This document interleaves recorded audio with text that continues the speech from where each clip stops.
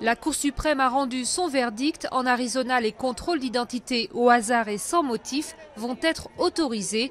Une mauvaise nouvelle pour les associations de défense des immigrés qui dénoncent déjà le risque de discrimination raciale. On sait ce que ça veut dire pour les gens de couleur, ceux qui ont un air étranger, qui ne parlent pas anglais ou bien qui parlent avec un accent.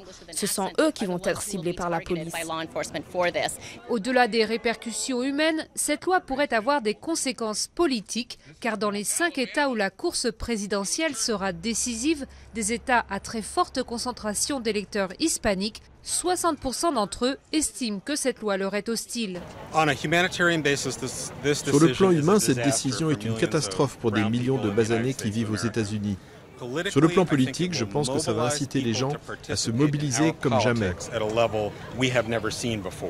Et si les hispaniques se déplacent aux urnes, celui qui pourrait en bénéficier, c'est Barack Obama. En 2008, les 2/3 d'entre eux avaient voté pour lui. Le président a annoncé la semaine dernière l'arrêt des expulsions des jeunes immigrés sans papier, une nouvelle saluée par toute la communauté latino. Il ne s'agit pas d'amnistie, il ne s'agit pas d'immunité. C'était ce qu'il fallait faire.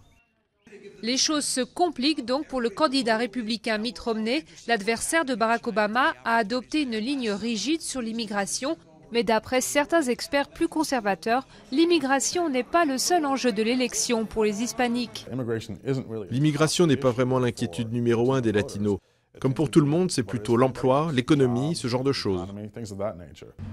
Reste à voir ce qui va prévaloir chez les Latinos, la colère générée par la crise économique ou l'inquiétude causée par la politique d'immigration.